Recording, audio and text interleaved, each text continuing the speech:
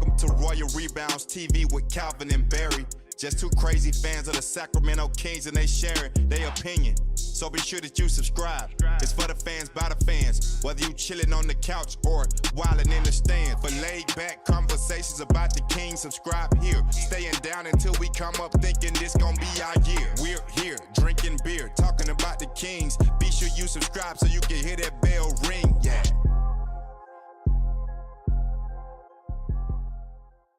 The Kings won, yeah, yeah. Oh, yeah, the Kings won, yeah. The Sacramento Kings, oh, yeah, the Kings won, yeah. Fox is so fast. Sabanas is so strong, yeah. Coach Mike is so smart, yeah. They are the playoff bound, yeah. What's up, Kings fans? Welcome back to Royal Rebounds, the Sacramento Kings YouTube channel for fans, by fans. Kings win tonight, 130-112 over the San Antonio Spurs. Calvin, they officially improved to 8-6. Calvin's got the chain on. What's up to everybody here in the chat? Matthew, Brian, Ninja Style, Jeff, Jim, Gothin, and everybody else. Welcome in, everybody. If you're a Kings fan, make sure you smash up that like button and consider hitting that subscribe button. We put out fresh Kings content almost daily, and we are live after every single game. Calvin, most important thing of the night here. Light the beam! Woo! Yes, sir. Let's go, man. The beam is lit. The beam is lit. What's up, Cal? The beam is lit. How you What's doing? up, Barry? I'm doing great, man. Kings win again. I feel like I'm so used to wearing this chain now, I'm going to accidentally put it on when they lose. Like, Oh, man. Your neck's probably getting strong, right? You just walk around with that thing during the day? so strong, just like Sabonis. Oh, man, that's great. Well, it feels good to get a win tonight. Calvin, give me your first thoughts here on the game. Well, look, you knew that the Kings were going to put up a lot of points in this one, and San Antonio is capable of doing the same thing. I see a lot of similarities between both these teams, and I think the game in the second and third quarters got a little bit out of hand. Both teams were playing really fast, pretty careless with the ball, sloppy, and then in the fourth quarter, behind some really strong perimeter defense from a couple guys, my boy Davion Mitchell, I'm going to talk a lot about tonight. Didn't really pop off the stat sheet, but I thought he was so instrumental in turning the tide late in this game for Sacramento. De'Aaron Fox played a near flawless game to pull away at the end. Malik Monk obviously huge off the bench as well. Yeah, big win for the Kings. Obviously, Keegan Murray was out in this game due to the back injury. Kelton Johnson was out for the Spurs. Rashawn Holmes was out due to a non-COVID related illness. And the Kentucky boys balled tonight. De'Aaron Fox, Malik Monk put up huge numbers. This game was a little bit closer than we would have wanted, at least, around halftime, third quarter. And then the Kings absolutely pull away. And another great victory for them, Calvin. Another great win. Let's go ahead here and dive into the box score real quick. So as you can see, I'm going to say it again because we keep winning and it feels great to say this, but the Kings win 130-112 over the San Antonio Spurs. They improved to 8-6. Sabonis, 16 points, 8 rebounds, and an assist in 32 minutes. He didn't have that assist until late in the fourth quarter, I believe 5 minutes left. He was dealing with foul trouble in this game, and also only had 8 points halfway through the fourth quarter as well. So he was definitely valuable in crunch time in this game and didn't pick up that fifth and sixth fouls. Harrison Barnes, 16 points, 8 rebounds, 2 assists for him tonight in 29 minutes of action. And then De'Aaron Fox, basically the man of the night, 28 points, 3 rebounds, 8 assists in 32 minutes for him, 14 points for Trey Lyles off the bench in only 20 minutes of action, 10 points for Chimezie Metu in only 14 minutes of action. And then my guy, Malik Monk, dude, I forgot my Band-Aid today. I should have worn it, but Malik Monk, 26 points, 4 rebounds, 2 assists in 28 minutes. And then we can give a shout out to your guy, Davion Mitchell. Played 28 minutes, only 6 points for him, 4 assists, and some incredible defense. As far as the Spurs go, Jeremy Sochin was playing well, looking like Dennis Rodman out there wearing the number 10. He's got the dyed hair and the tattoos. He's the new Dennis Rodman. 11 points for him, 16 for Bates Diop, 10 for Jakob Pertl, 15 points for Tyus Jones, and 29 points for Devin Vassell. That dude was shooting incredibly well all game long. Calvin, looking at the team stats here, anything that really jumps out at you for this game? Not necessarily jumps out. It was pretty even, if you look at the team stats. And this game was close, other than the first maybe 5-6 minutes of the game and the last 10 minutes of the game. It was a pretty even back and forth game, trading threes a lot of the way. So I think it just came down to, the Kings are a better team overall, right? We kind of expected that going in, and they used, exerted their will down the stretch there with some really, really timely plays. De'Aaron Fox, you mentioned his stat line. The most important stat that you didn't mention, 0 turnovers, 8 assists, 0 turnovers. He made great decision after great decision tonight with the basketball in his hands, whether it was to pull up for an open elbow jumper or to dish it out inside to Sabonis or to an open guy like Malik Monk for 3. The play that comes to mind the most is the end of the third quarter. After he had already scored a couple of big buckets in a row, the defense starts to shrink in, compact a little bit. He makes a great find to Malik Monk, who hits a 3 at the buzzer. I think it put him up 7 or something like that, and the Kings pretty much never looked back from there.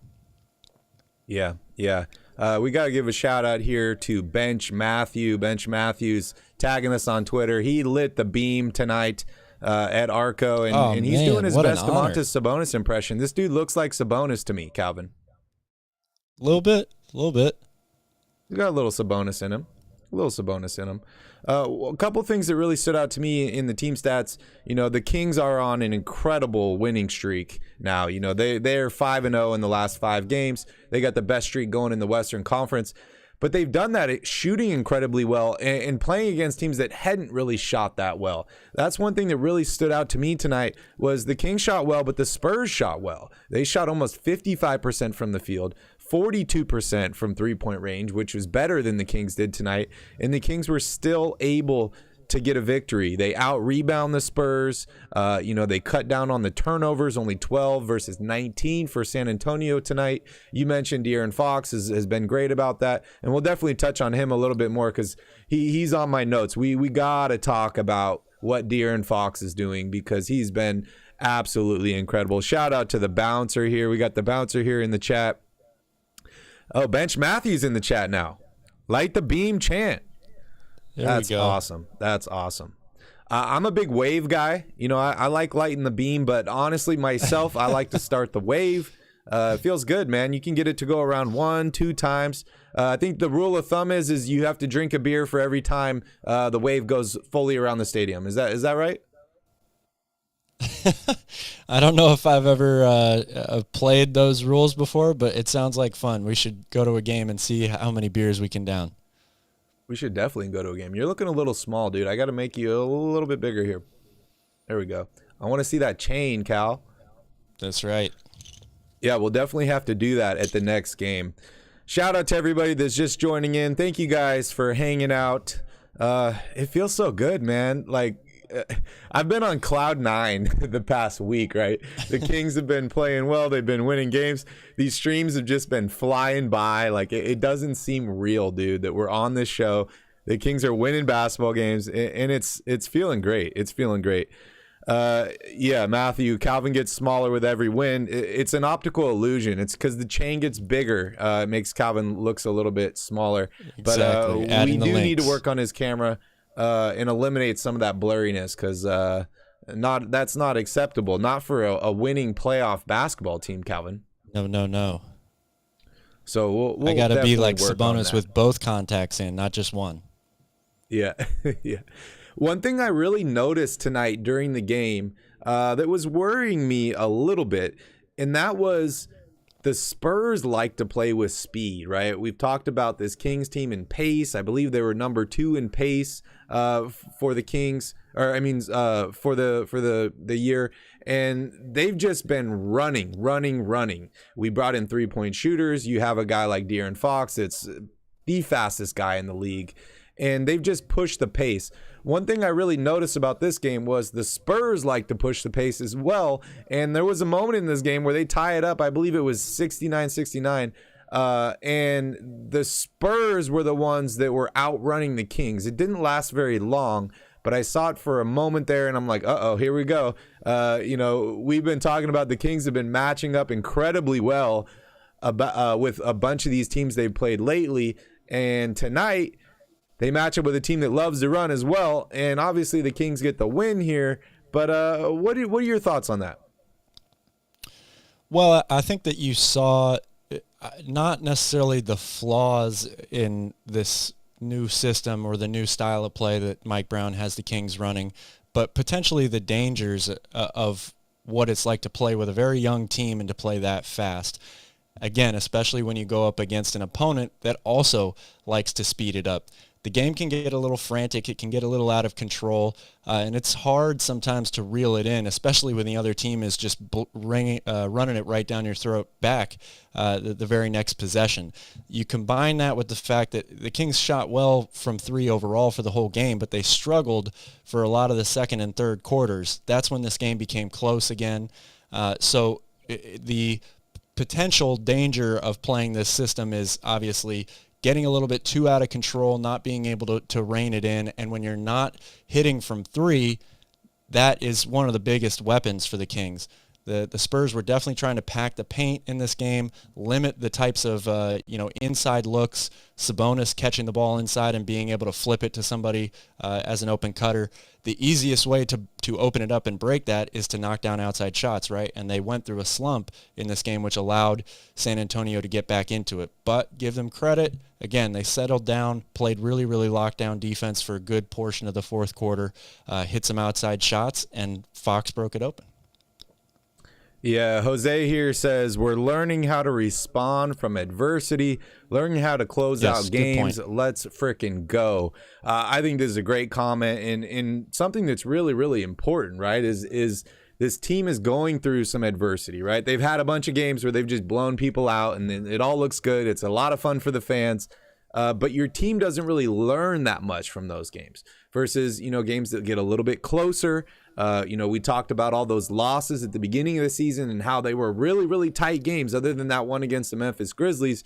This team is learning how to play and win in close games, and they're also learning how to, make adjustments at halftime. Tonight, they were playing pretty tight with the Spurs. They made some adjustments. And then, we were all just waiting for them to just go on a run to end this game, right?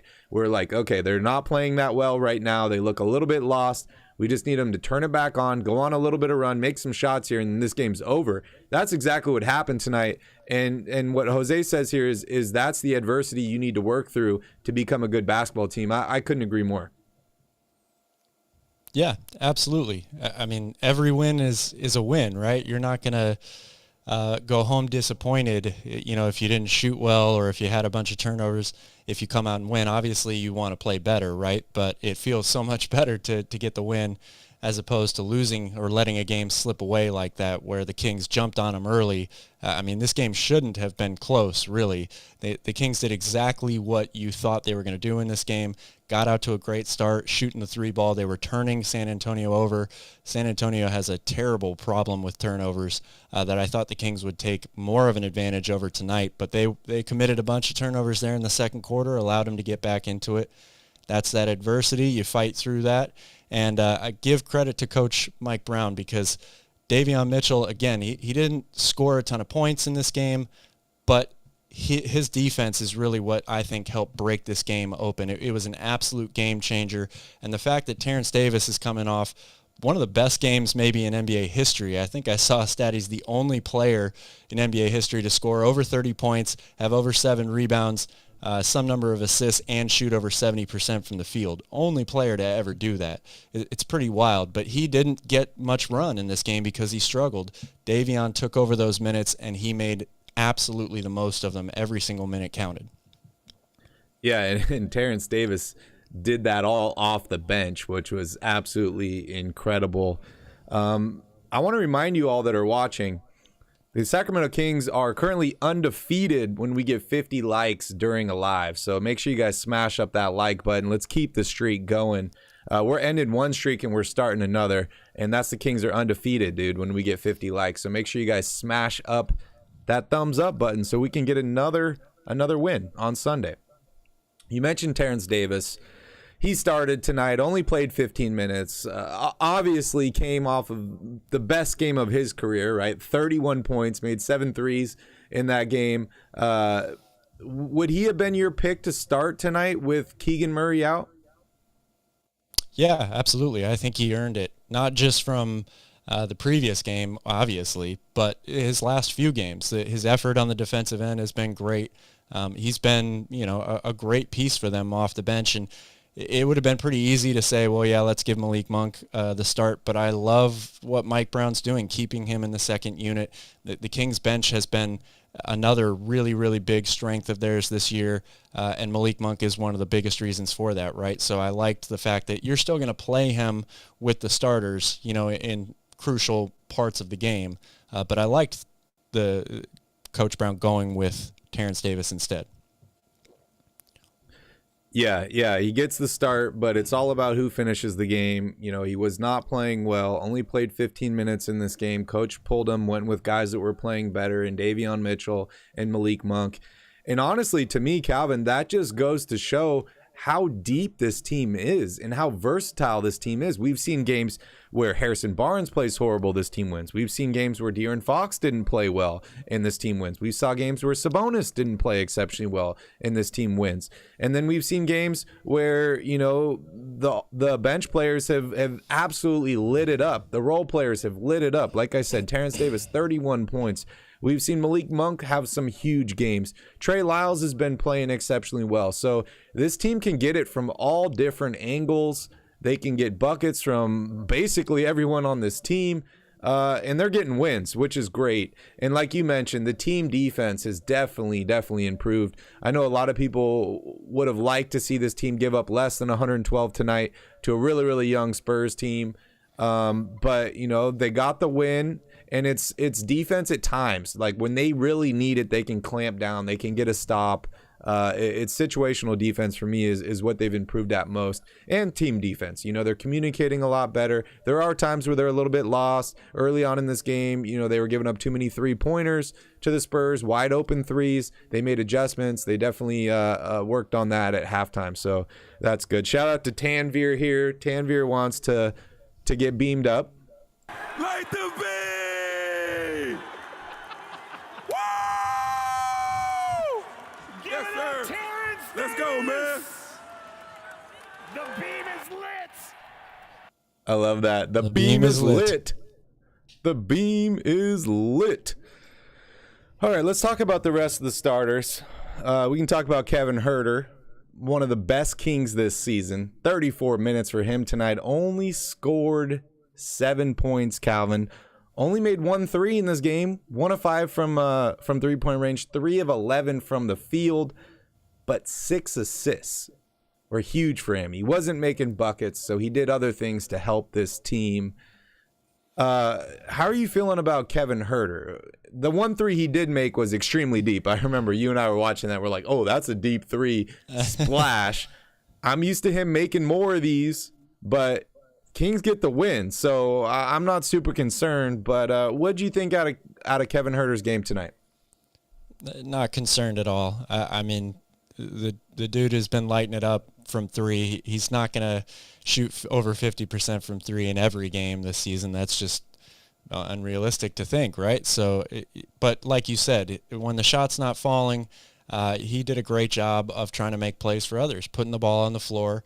I think all the Kings, again, it was the whole style or the whole pace of this game for both teams, so quick, so up and down, Everybody got a little bit too loose with the ball at times, but Kevin is still Kevon, right? He's still red velvet, and I'm not concerned at all about him having an off night shooting, which 1 for 5 is still not that bad. Like in the big picture of things, we're just so used to Kevin having these amazing games since he's been a King that it seems like something's wrong. But there's definitely no reason to panic here. Yeah, he's still got that James Ham blood in him. He's ready to ball every single night. Shout out to Alex here. Alex said he's pumped on this squad. The defense still needs some work.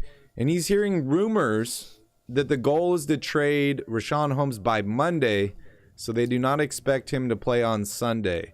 That's interesting. I don't know why the goal would be Monday, unless it's something personal with Richaun Holmes, because, we don't really have anything big coming up on Monday. I know December 15th is usually when everyone that was re-signed or signed this offseason becomes trade eligible. So I thought that would maybe open up the pool a little bit more. If you can elaborate, Alex, why Monday? Calvin, any thoughts on Richaun Holmes? Because we've been talking about him so much. I just honestly don't know what you can really get for him. Yeah, that's the big question. I mean, it's hard to say, right? We're just not in those circles. We don't hear the exact conversations. We just hear the rumors. So, and it's no secret that the Kings are trying to move him. There's clearly not much of a spot for him on this team. So it's expected, and I don't know what they're going to what the type of market is out there for him, but hopefully the Kings are able to improve the team if they do move him. Shout out to Brennan Nunez here. We got a quote here from Coach Brown on the beam. It's really freaking cool. I love it. We got to get a stronger beam so we can see it from my back porch before I go to bed. I like that. I'm all in. I'm all in for a stronger beam, dude. I want to see it from my back porch as well. That'd be really, really nice. So moving on here, we talked a little bit about Terrence Davis. We talked about Kevin Huerter. Who you want to talk about next? Sabonis, Barnes, Fox. Oh, man, let's talk about Harrison Barnes, because I thought he played a pretty good game. Again, didn't really shoot that well from outside, but when the Kings were struggling to get things going on offense, Harrison Barnes had some really good takes to the basket, got to the free throw line, and that's something that he is really good at. He has really good body position, strong, able to finish through contact, and to kind of break up that frenetic pace a little bit, settle things down, get to the free throw line a few times. I think that really helped the Kings in this game. Yeah, we've talked about HB being the utility guy, having to do maybe something a little bit different every single night, kind of filling in the pieces. Tonight he needed to score 16 points for him, efficient, 4 of 7 from the field, 29 minutes, and then obviously getting those rebounds, 8 rebounds. I thought that was really, really important in this game. So HB doing what he needs to do to fill in the gaps. And yeah, it's really hard to quantify what he really brings to this Kings team, right? Because he's obviously super strong. He can play bigger than he is. He's a great locker room presence. He's got a ring. He's a leader, leads by example. He's not really like outspoken when things bother him or he's not that guy that you really have to worry about blowing up your team or other players on social media or anything like that. So it's really hard to quantify all those different qualities of him. We talked about trading him in the past and what that would mean for this team. But, I'm on the boat right now to keep to keep Harrison Barnes. Let's not mess with the chemistry of this team. If we win some more basketball games, maybe he'll re-sign with us in the offseason for less. If a crazy trade offer comes where I can give up Barnes and Holmes and I get this incredible piece that fits perfectly on this team, maybe I do go for it. But right now I'm really leaning towards, just keeping at least this starting lineup, keeping guys like Malik Monk, Terrence Davis, Trey Lyles, Metu. They've all been incredible. They've all been really, really good this year. And it's finally starting to show. You know, we've been talking over the past few years, this team's improving, right? But you look at the schedule, you look at the win-loss, it didn't really seem like it was. Now the team is starting to get some W's, and it's almost like the record is almost like a lagging indicator of how good your team is, because you have to make improvements. You need to fix things before you start getting wins, and then the wins kind of validate yourself and validate the changes that you've made, unless you're a team like the Utah Jazz and you just decide to blow it all up and you're somehow winning basketball games. But for a normal team like the Sacramento Kings, you know, it's definitely good to get some validation here that you are improving, because it's something we've been noticing over the past couple years, that this team has been getting better. It really has. And on that subject, let's talk about De'Aaron Fox, because this guy is just continuing to improve, continuing to improve. 28 points for him tonight, 8 assists. We talked about 1 turnover in 32 minutes, super efficient, 11 of 15, 2 of 3 from three-point range. You know, the dude is improving in almost every single category. But, you know, for me, what really stands out, besides the three-point shooting percentage and the free throw percentage, is the effort on defense. That's night and day for me. I think that he's had all the skill sets all along. It's just maybe this team had to rely on him too much offensively, and that made it hard for him to put all his energy into defense. And then honestly, it's been the turnovers and the decision-making ability is he's playing smarter. He's not playing out of control. It's almost like the game is slowed down completely for him. So he's not throwing a lot of those bad passes, and he's still, you know, 8 assists tonight, 1 turnover. That to me has been the biggest improvement for De'Aaron Fox, and obviously another great game for him tonight, and the Kings get the win. Give me your thoughts on De'Aaron Fox. I think that you touched exactly on the two things that stand out the most to me. It's the defensive effort and the decision making. Those were, you know, the three-point shooting is great, and obviously it makes him just about impossible to guard because he's so fast and is able to get to the basket at will. He's been able to do that for his whole life. So stretching the floor, you know, now when he takes threes, I don't ever think to myself, oh, he shouldn't be putting that shot up. Even if it's early in the shot clock, if he's going to let it fly, I'm happy with it. But the things that are really separating him right now are the decision-making with the ball in his hands and the defensive effort. And the decision-making goes both ways, right? It's not just finding or making the right play for somebody else, which he is doing over and over and over again. He seems to know where everybody is at all times, whether it's going full speed to the basket, knowing Sabonis is right behind him, trailing for an easy bucket, an easy and one, or kicking it out in the middle of the paint to a wide-open Malik Monk before the quarter ends. But it's also, you know, how he approaches the possessions. The Kings were struggling shooting the ball in the middle of this game. Game was close. He decided he was going to be more of a scorer. Took a bunch of mid-range shots, you know, really kind of kept the Kings afloat or holding on until they could break it open in the end. We've seen him be really clutch this year for them late in games, in tight games. But we've also seen him, you know, not overexert himself offensively or try to do too much when everybody else is feeling it from outside. The ball just keeps moving. He's just seeming to be a really, really smart player right now. I think that's A, him, you know, developing as a player, and B, Mike Brown being able to coach him through that, knowing that this is the guy. Our team is going to go through him and through Sabonis, and you can really see it paying dividends right now. Yeah, 100%, 100%. Shout out to all the Fox haters out there. You guys can fox off because De'Aaron's absolutely killing it this year. And he's proven everybody that he is the guy. He can be that guy. So, Ethan, I hope you're listening. We're not trading De'Aaron Fox. He's good, man. And Calvin, it's funny, dude. It reminds me of you and I at the very first game this season against the Portland Trail Blazers. And I turned to you halfway through the game and I said, Calvin, if the Blazers offered you Damian Lillard for De'Aaron Fox right now, would you make the deal? And what did you tell me? I said no, and I still kind of rethink that every day since that moment. But I was trying to make you look good, man. I wouldn't trade for De'Aaron Fox right now. I think the fact that he's obviously got a bunch of years on Damian Lillard, a lot less injuries, and the play that he's producing on the court, I'm really, really happy for De'Aaron Fox that the team stuck with him. It hurts, obviously, to send a guy like Tyrese Halliburton away, but to see it pay off, to stick with the guy that you've labeled as your franchise player ever since he was drafted by this team, to see the return on that, it's got to feel good for De'Aaron Fox, and it definitely feels good for Sacramento Kings fans.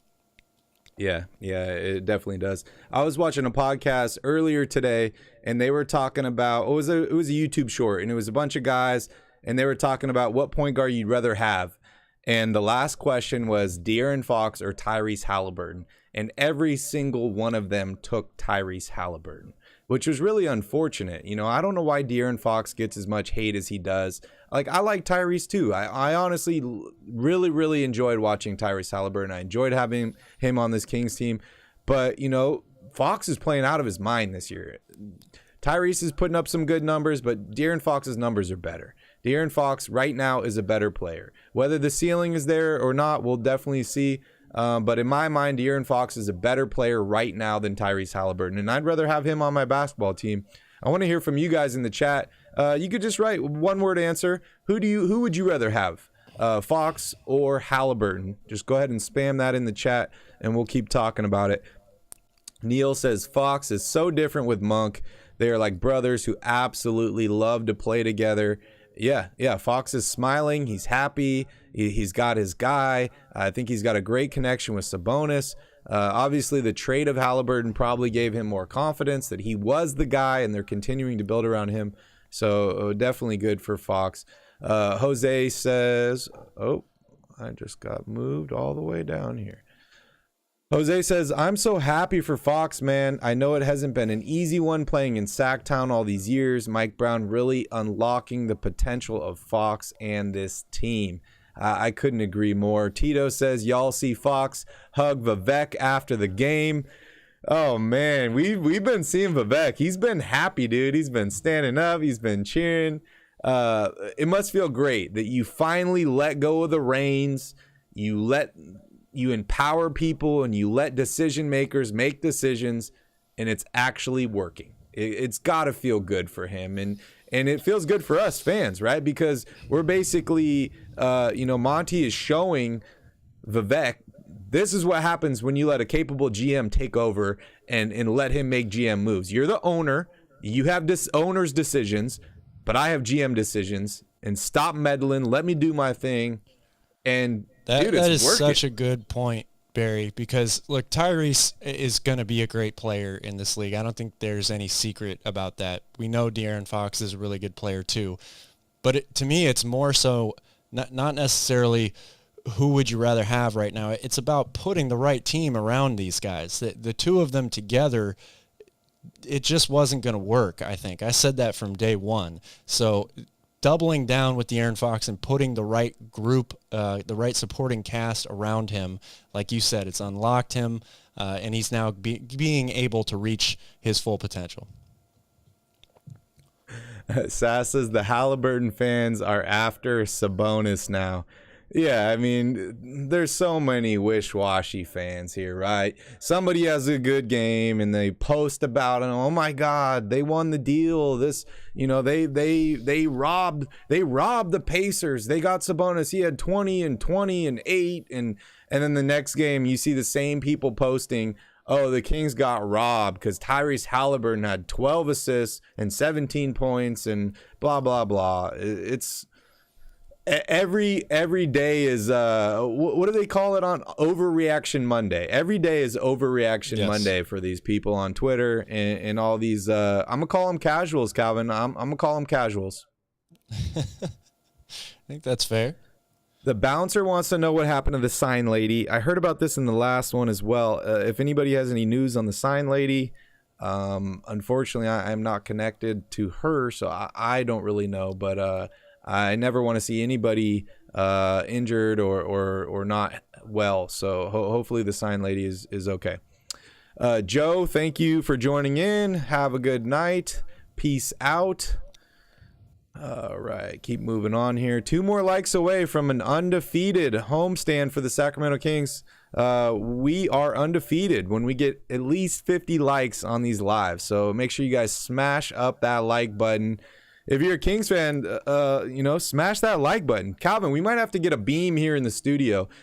We could do, 100 likes and we'd light the beam here on the channel. I think that would be a lot of fun. I'm seeing a lot of people here saying Fox, PK, Fox. Yeah, Halliburton is balling, but Fox is balling also. And, real quick, before we move on, like Parker says here, both teams won the trade. I really hate it when everyone just has to look at it as there's a winner and there's a loser because, in business, in a lot of different businesses, not just basketball and just relationships with people, you always try and find a deal that works for both, right? Because 2 people, 2 teams, 2 different organizations, they're not always in the same position and they need different things. So finding a deal that works for both of them and makes both teams better, makes both partners better, is definitely something you want to aim for. And I agree with Parker here. I think, honestly, both teams won that trade because they were going in different directions. They needed different things. And, so we don't have to argue about who won, who didn't win. Like, they're both doing well. Both teams got what they wanted. Rather than trying to put it into a win-loss. Obviously, if the Kings make the playoffs this year, that gives everybody an easy out to say that the Kings won the trade, right? But it's more about both teams getting what they wanted to build for the future. Sass says, should we be called America's Beam Team? Nah, man, forget America. They've been down on the Kings forever. This is Sacramento's beam team. Fred's tired of talking about Halliburton. Sorry, Fred. We will not talk about him anymore. Ninja Style. Rodney Hood, Dwayne Bacon. That sounds delicious. Michael Carter Williams and Denzel Valentine are all free agents. Calvin, would you be interested in any of these guys? Who was the first name? I already forgot. Rodney Hood. I must be hungry because I keep thinking about bacon. Rodney Hood. Man, I don't know. I don't think I would go with Dwayne Bacon or Michael Carter Williams. I mean, again, this team's got a pretty legit rotation at guard already. So Michael Carter Williams, I like the idea of that because, you and I were both pretty high on him when he came out of the draft. We kind of thought he was going to be a much better player than he was.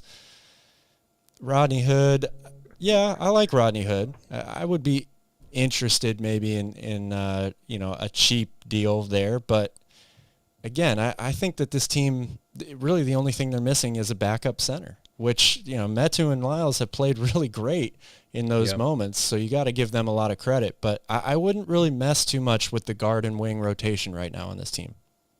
Yeah, I agree. I like Rodney Hood a lot, especially before the injury. And of course, I always wanted to make a Rodney Hood "What's Good" shirt. But, I agree with you, Calvin. I don't think they need to add any of these guys. This team is deep. We talk about a guy in Terrence Davis, right, who played incredibly well in the last game. Did not play well tonight. Only got 15 minutes. And you were able to give minutes to guys like Mitchell, Monk. Dellavedova came in really, really late. We saw Keon Ellis. Like, those were just garbage time. 2 minutes left. But my point is there's so many players on this team that don't get minutes or don't get enough minutes, right? So I'm not interested in signing any of these guys unless it's a backup center, like you said, at least for now. But at the same time, honestly, Calvin, I don't know if you need to mess with anything right now on this team. They're gelling. They're young. Definitely the fair. salary cap situation's looking good. And, we're winning basketball games, which is the most important thing. And honestly, Calvin, all these guys seem to like each other. Yes, we went through some adversity. We were pissed when they started out 0-4, but it didn't seem like the players were mad. They didn't seem mad at each other. Obviously, they're mad at losing basketball games, but I didn't see really any friction in the locker room between different players. We didn't really hear anything about guys unhappy. So, that's kind of an underrated thing that people don't think about. If you're playing NBA 2K and you're like rebuilding your team, in the bottom left corner, they have like that chemistry score. This team's chemistry has got to be up there right now. And I don't really want to do much to mess with it. Unless we start losing some basketball games, then maybe my opinion changes. And maybe this team needs more help. But as of right now, dude, I'm rocking with what we got. We just beat the Golden State Warriors, the reigning champs. We just beat Brooklyn Nets, who beat the best team in the Western Conference right now tonight, the Blazers. We beat the Cleveland Cavaliers. Our team's looking up, man. We beat Miami. We've had a pretty rough schedule so far, and I'm feeling good, man. 5-game winning streak. Honestly, Calvin, we should be on a 10-game winning streak right now if it hadn't been for those BS calls. I see some people here in the chat talking about Vivek's daughter. Yeah, shout out to her. We ran into her briefly, Calvin, on the first night, right? First game. Yeah. I'm gonna throw a little shade her way. She's not doing her job, man. The Stockton Kings had a game tonight in Stockton. She's the assistant GM of that team. I would have been in Stockton. I know it's fun to be at the Kings games right now. They're winning, but do your job, man. Do your job. Oh, man. Calvin, you throwing some shade at her, huh? A little bit. You want the spotlight? You gotta bring it. I don't want to be a hater here, but honestly, like, what is your job as the assistant GM of a G League team? I think it's all semantics at this point. I'm mostly kidding, but I do think it's kind of funny. She's getting paid to sit courtside next to her dad and watch a Kings game. Shout out to Brian here. Brian says, hey, where's 50 Cent been? He's supposed to be some brand ambassador or something for the Kings. This is something that you and I announced in the offseason. Dude, I agree with Brian here. Where the fuck is 50 at, dude? I don't know. It seems like a guy who, needs to have relevance, right, in the media, to kind of revitalize his career. He would want to capitalize on the Kings becoming a good team, right? So I'm with you guys. I don't know where he's at. Charles says, nah, we're just selling his wine. Oh, man, that's hilarious. The bouncer's talking about getting cheerleaders' phone numbers. Always good to have that. Jim says, Fox will get a ring with the Kings before Hallie gets a ring with the Pacers. Yes, I said it. Interesting, Jim. I'll have to remember that. That's an interesting proposition there. What do you think, Calvin? Honestly, both of these teams are so far away from getting rings. It's really, really hard to predict. Well, the Kings are closer right now. I don't know how much closer they are, but they're closer. I could actually see them making the playoffs. Indiana, maybe they end up at the 9th or 10th seed, but I think they probably get bounced in the play-in tournament. It's so many things have to go right for you to win a championship. I'll just leave it at that. Alfie Man says, I'm wearing my Fox fur hat tomorrow. I hope so. Dude, I'm calling in sick, bro. I'm taking the whole day off. I'm watching ESPN again, Calvin, because they're going to be talking about the Sacramento Kings. If you guys didn't see my meme that I posted on Twitter, check it out. Royal_rebounds. It's trending right now. It's looking pretty good. Everybody on ESPN is going to be talking about Sacramento Kings tomorrow. And everybody else in the NBA, all the other fans are going to hate it, dude, because they're still behind, bro. They're not keeping track of the Kings. They don't know how good we are now, Calvin. They don't know. Like Fred says here, diehards are a dying breed. That's why we die hard, Fred, because we're a dying breed. We're alive and well now, though. That's for sure. Yes, and we did make it over 50 likes, so we can guarantee a win on Sunday against the Detroit Pistons. The last game of this 4-game homestand. But Calvin, we didn't finish talking about the game tonight, so I want to dive in a little bit deeper. Let's talk about Sabonis. He's the last starter we haven't talked about yet. 16 points, 8 rebounds, an assist in 32 minutes. He was in foul trouble in this game, but he was working down inside. Only 5 shot attempts for him, 4 or 5 from the field. He made a 3, the only 3 he took in this game. I know a lot of people would ask for more out of Sabonis. All I care about is W's. I care about wins. The Kings won this game tonight. Everybody seems happy. They seemed involved. We saw Sabonis get hit in the eye multiple times. He was looking like Rashawn Holmes out there. Lost a couple contacts. Dude, we need to start a GoFundMe, dude, and get this guy some LASIK or something. But what do you think about Sabonis in his game tonight? I mean, I was happy with the way Sabonis played. He's been rock solid all season long. I think he did a really good job of letting the game come to him tonight. The Spurs were really packing the paint. They were trying to take that away from Sacramento. So, he didn't try to force up too many shots inside. He made really smart decisions with the ball. That three, again, letting the game come to him, wide open shot, stroked it. The foul trouble again is rough to see, but that was kind of one of these games. The pace got really out of control, and then all of a sudden, the refs were calling really ticky-tack fouls. So, I think that Sabonis he's a rock inside.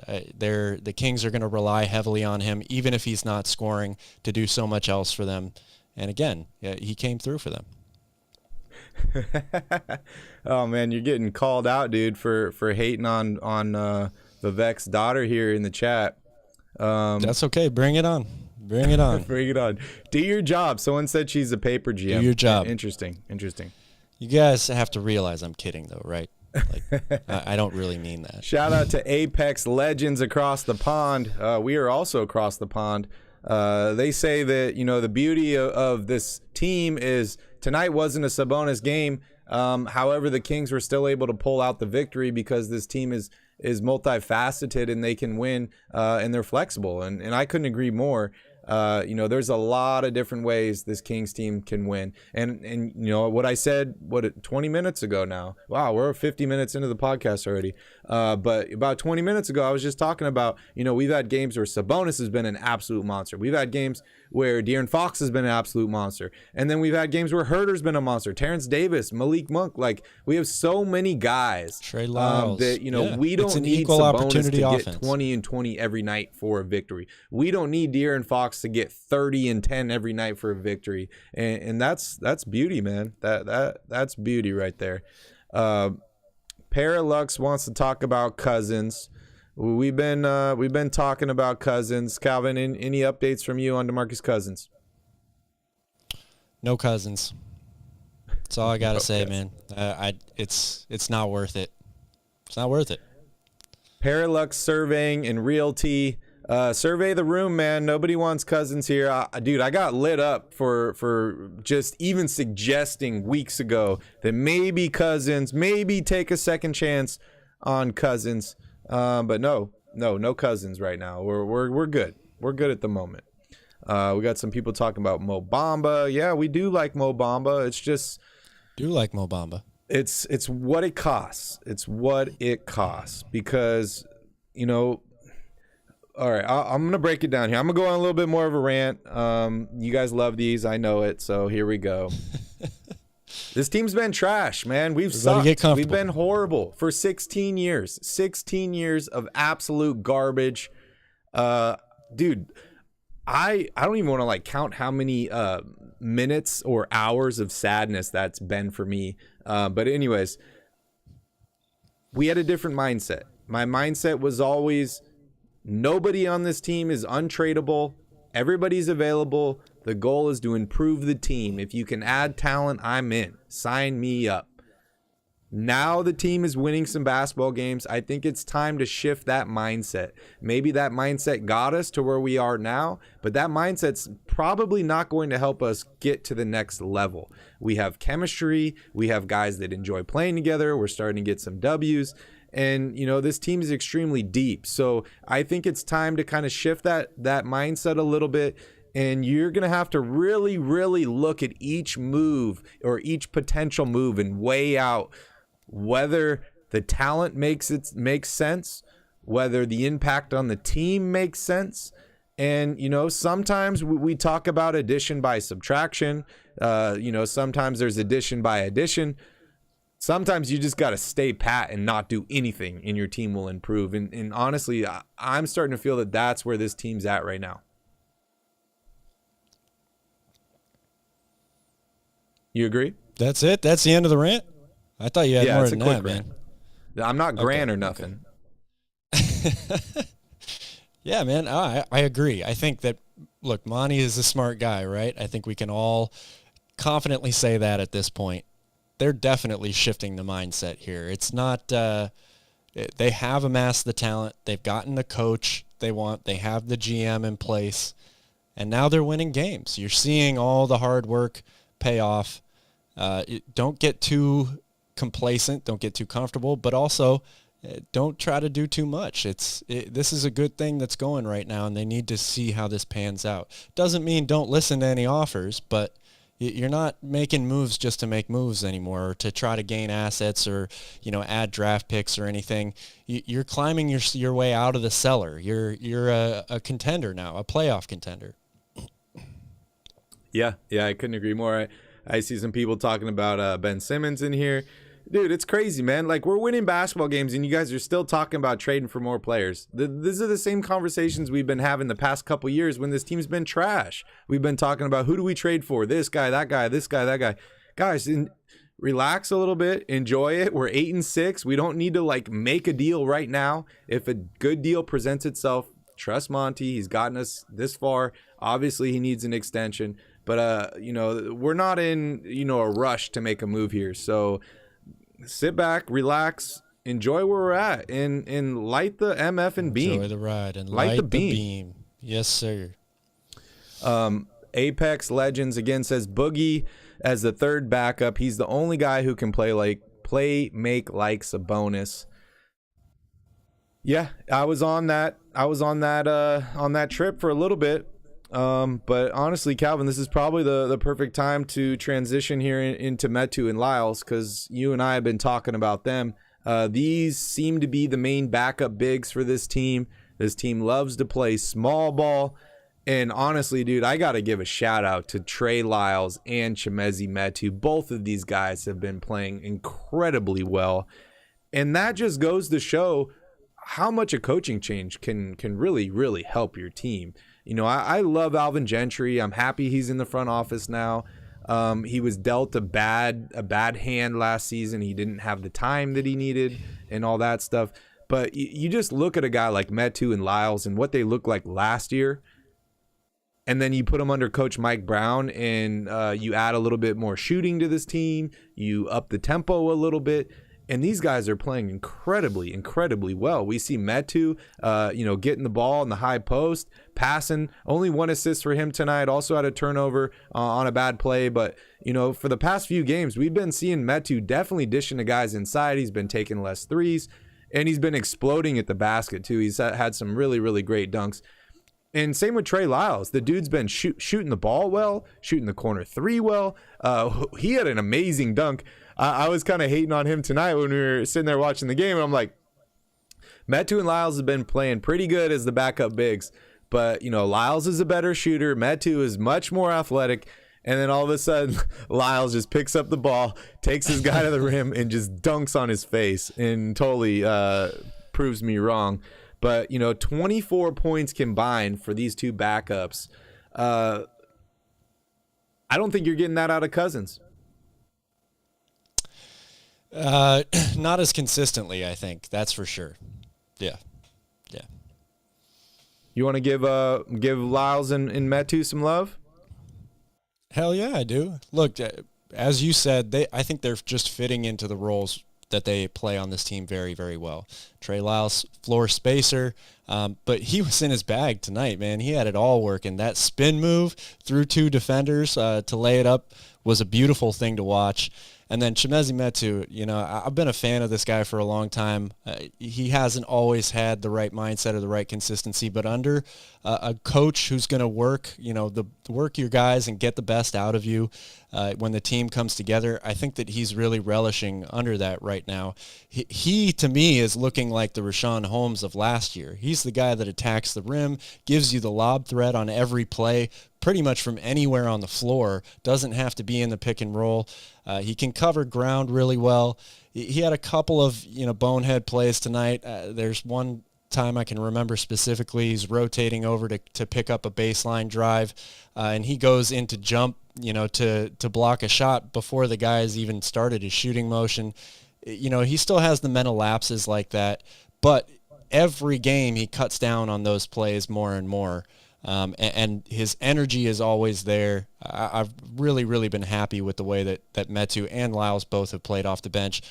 But it goes from top to bottom, really. I mean, the Kings bench has been phenomenal. They've scored over 130 points in their last 2 games off the bench. That's just ridiculous. Like, you don't get that type of production out of your bench for most teams. So this is really, really big.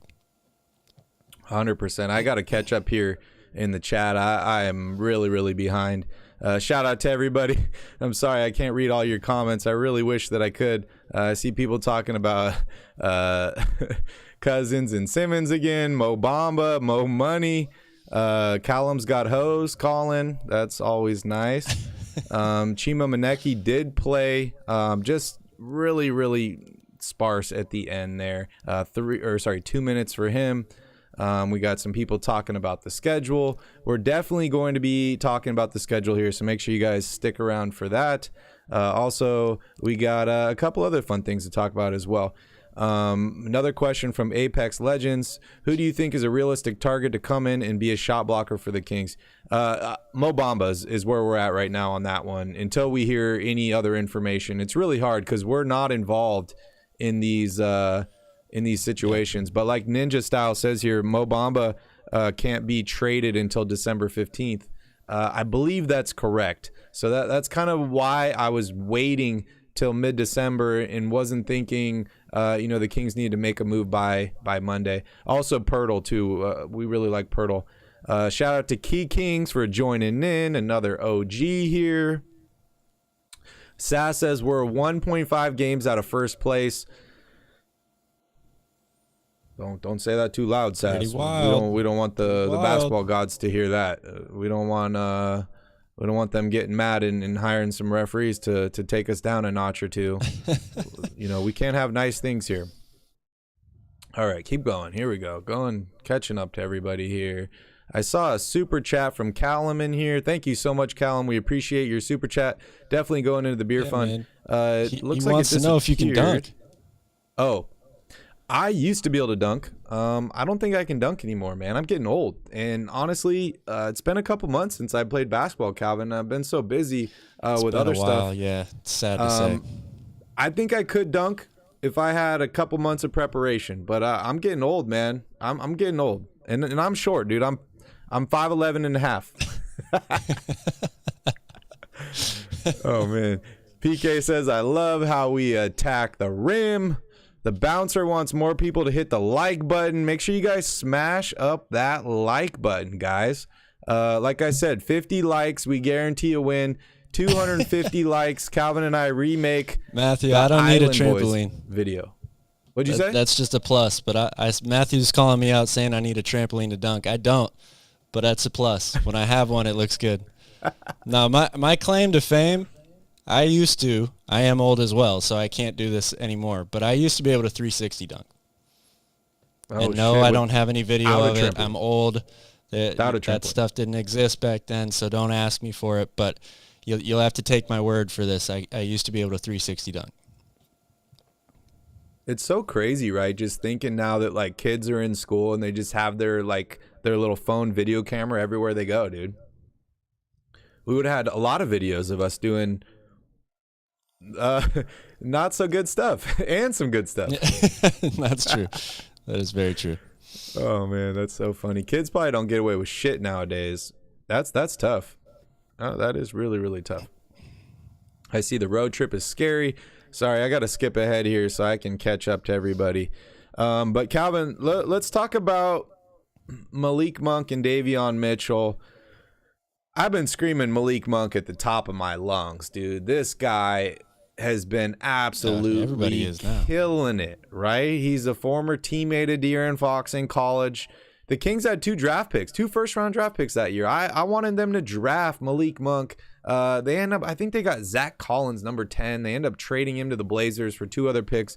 Got Harry Giles, who I like. And actually, I heard a rumor that potentially Harry Giles was interested in signing with the Kings. He can block shots. Calvin, maybe we'd be interested in picking up Harry Giles. I love me some Harry Giles. But the question that I have for you, and also for all of you guys here in the chat, so hopefully you guys can contribute here and spam the chat with your answer. But Calvin, bigger addition this offseason, Malik Monk, Kevin Huerter. I want to hear from you guys. Just let me know the last name in the chat.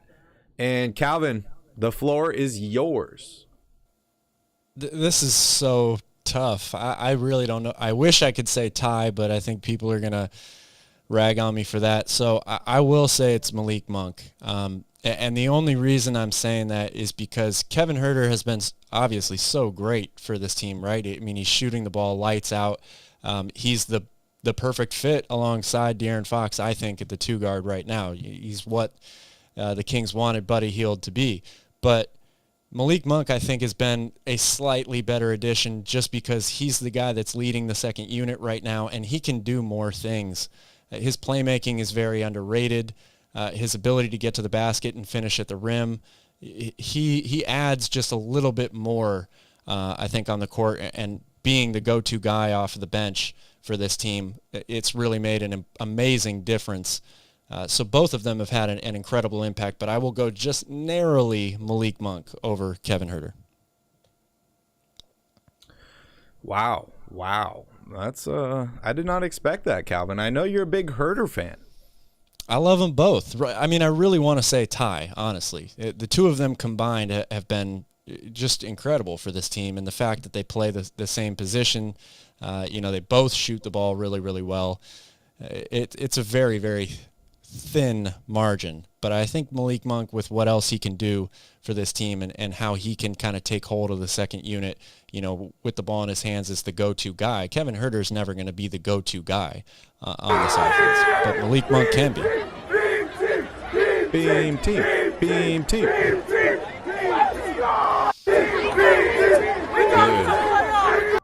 I like that, Cal. I like that.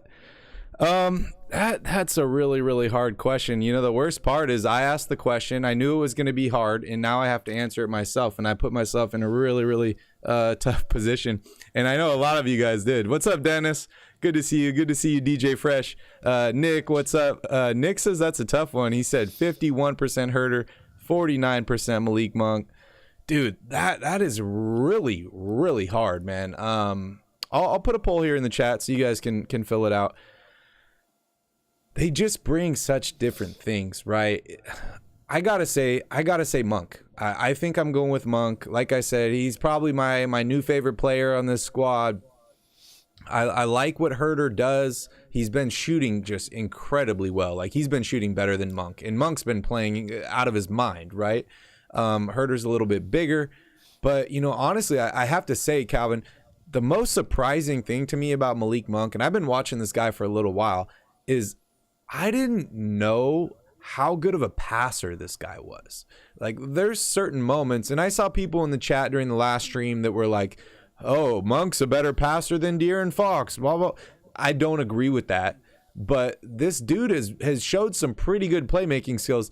And then I think ultimately the tiebreaker here is the relationship with De'Aaron Fox. That, I think Kevin Huerter and Fox have a good relationship. I think they get along, but they're not boys like Malik Monk and De'Aaron Fox. And I think just having Monk there has set Fox up on another confidence level and has really, really helped his game. Plus, like, these guys don't even have to work on chemistry, dude. We saw them throw alley-oop dunks to each other like they've been practicing. And these guys haven't played together in 5 years, so 6 years now. So I gotta give it to Monk. I mean, the great thing is we don't have to pick, right? They're both on the Kings, and we need them both. So, yeah. Yeah, I feel like this conversation is kind of turning into, oh, you're a Herder supporter, you're a Monk supporter. That's not the case here. I like I said, I want it to be a tie. Both of them are great. And yes, 52% from three, Sass, is phenomenal. Phenomenal. All right, I'm adding it here in the poll in the chat. So I want to see from you guys. Bigger pickup. Let's get a real answer here. Uh-oh, error occurred. I don't like that. I'll try it again here. All right, next question, Calvin, because I got a lot of good questions here, and this is going to be a hard one too. Sabonis has been talked about as a very similar player to Vlade Divac and what he brought to this Kings team. We all know about Vlade. If you're younger, you probably hate Vlade. If you're older, you like Vlade because he was here during the golden years. Give me your breakdown on Sabonis versus Divac. Do you think these guys are comparable? Who do you like better? And then can you just give me like the main differences between these two guys? Well, they're comparable because they're both European centers who are good passers. I think that's where the comparison ends for me. Sabonis is light years ahead of Vlade. He's a much, much better player. He's a more well-rounded offensive player. He can shoot, obviously, much, much better. I think he's a better rebounder. He's a better defender. Sabonis is a better player. Vlade was great for the Kings on that team, but he doesn't hold a candle to Sabonis. That's it? That's all you got? That's all I got. Case closed. Case closed. Sabonis is better. Honestly, for me, the tiebreaker is Sabonis didn't pass on that guy Doncic. So I'm definitely going to have to go with him there. I finally got the poll going, so make sure you guys vote on that in the chat, and we'll definitely check on that. But yeah, I just love... Dude, I love Sabonis, man. The dude's been playing well. He always seems to be happy, too, right? Like, we saw him get hit in the face multiple times in this game, right? Loses contact. He's, like, putting his contact lens back in. Still smiling, dude. Still happy to be there. It just started out so good for us because you and I were there when the trade happened. We were staying right across. And the dude showed up the next day and was there in the lobby, like ready to get to work, dude. I've never seen that before. So that to me just goes to show that, he wants to be here. He wants to be a part of this team. He wants to fit in somewhere. And honestly, I think he found his spot. And the Kings fans are happy to have him here. So I expect him to re-sign. I know he's got another year left on the deal. Maybe he signs a contract extension this offseason. But, yeah, I'm not taking anything away from Vlade because I really enjoyed watching him. And he brought so much to Sacramento beyond just his play, right? Like, he brought the attitude. He brought the leadership. He really helped change his franchise. And then, whatever you want to say about him as a GM, like, he tried. He really, really did try. He wanted to get this Kings team back to where they were. Unfortunately, it doesn't all work out. You can't be good at everything. But he tried, and I gotta give him some credit for that. Definitely. And Ninja Style brings up a good point. Vlade did have a good, nice mid-range shot. I almost said jump shot. I don't know if he's ever jumped while taking a shot before, but Sabonis, his range is much further than Vlade's. And Vlade's biggest claim to fame might be the flop. He was the original flopper, according to Ray. Don't get me wrong. I'm not trying to hate too much on Vlade. He was a great passer, and he was great on that team. He also played next to the best power forward in Kings history. Sabonis has no help inside. It's just him. So if Sabonis is an ox, what does that make Vlade? He's the bear. Oh. He's the bear. Okay. Interesting. Yep. Interesting. I like Big that. and slow. Dirt and Russ says Vlade smokes cigarettes while playing. Yeah, that could definitely be a reason why. Shout out to is it Evie or Evie? I saw your message from earlier. Said he went on a date with a girl. The Kings won, and everything's been going smooth. So that's definitely good news. Keep her around. She's a good luck charm. Okay, let's move on. So I want to let you guys know tonight we do have the chat line open. So if you guys want to call in, here's our number, 916-562-1130. If you want to call in, maybe I'll answer. And we'd love to have you here on the show. So if you want to hear your voice heard, if you're a Kings fan, that's a great way to get them to call, babe. This line is closed to all Lakers fans. So if you're a Lakers fan, don't bother calling in. But yeah, dial this number. We'd be happy to have you here on the phone, 916-562-1130. And while we're waiting on that, Calvin, let's take a look here at the standings. The Sacramento Kings are looking pretty good. They still got that 8th spot. I'm loving it. I'm absolutely loving it, Calvin. It's good news. Good news for the Kings. It's great news. And as it was already pointed out, they're only a game and a half out of first. Yeah, it's great. All right, looking at the upcoming schedule here, the Sacramento Kings are on a 5-game win streak. Feels good, man. Feels really, really good. Next up is the Detroit Pistons. Then we got the Memphis Grizzlies. We got Atlanta, Boston, Phoenix. We got one more easy game here, and things start to stiffen up a little bit. So, Calvin, I got to ask you, it's 5 games right now. How far can this streak go? Well, I think we're all predicting 6, that's for sure. But after that, it gets a little murky. That's a tough road trip. Memphis, Atlanta, Boston. I mean, I would like to say that the Kings have a pretty legit shot to beat Memphis, especially without Desmond Bane, who's been a real killer for the Sacramento Kings. I don't think he's going to be available in that game. I'll have to double check, but I think they're expecting him right now to miss it. So hopefully they're able to keep pace with Memphis and they can stretch it to 7. Atlanta, that's going to be an interesting game. Atlanta's been playing pretty well. That backcourt is really, really explosive. I think Davion is probably, again, going to play a bunch of minutes in that game because they're going to need Fox and Davion's defense on Young and Murray.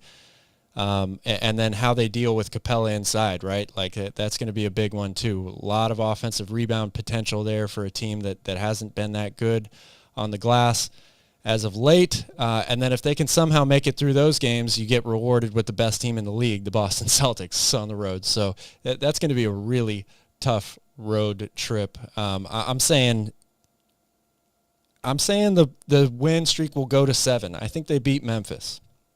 Okay. Well, that sounds pretty good.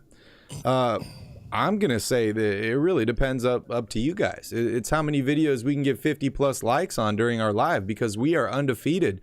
So as long as you guys keep showing up, as long as you guys keep smashing that like button, I think the winning streak continues.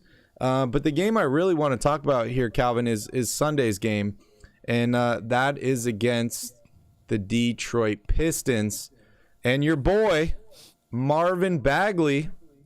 Oh, my boy. Wow, look at this. Kings are predicted to win this game. They got an 84% chance to win this game. We'll see if Keegan Murray is available.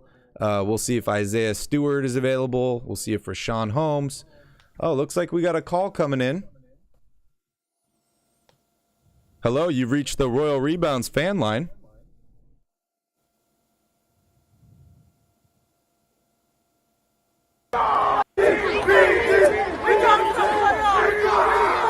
I like the sound of that, Calvin. Beam team. Beam team. Beam team. Wow. Sounds like somebody's having fun. I'm jealous. I love it.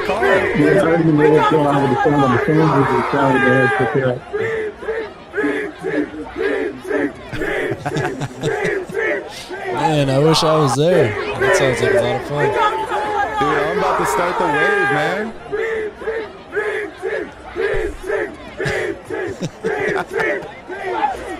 How long we let it go, Cal? How long all they can do is like people saying good dream team. So they'll have to let you guys go. I don't know what's going on. Hey, we appreciate you so much for calling in, man. It sounds like a lot of fun. Enjoy the rest of your night and call in soon. Hey, drink a beer I for am me. not in Sacramento, so I don't know where you're getting all this excited people from. Oh, there we go. Sorry. That was me, dude. That was not you. That was me. Yeah, it was. My Hey, bad. that was great, Who's though. calling? Who is this? This is Matthew. Oh, Bench Matthew. No, not Bench Matthew. Bench Matthew, real Matthew. Oh, Or, regular Matthew. sorry, I guess we can call you Starter Matthew. I'm probably going to lose my position pretty soon. Bench Matthew's been doing amazing, but So what's up, man? What's on your mind? How are you feeling? I don't know. I never call into shows like this, but I like you guys and wanted to just say hey. And I don't We know. like you too, Matthew. So I want to hear from you. Who's the bigger off-season acquisition? Is it Herter or is it Monk? Man, I don't even know. I don't even play basketball. I just really enjoy watching it because it's so high flying and athletic, and people are just doing amazing. Both of them seem to be doing just great. So, but I'm just not technically knowledgeable like Calvin here.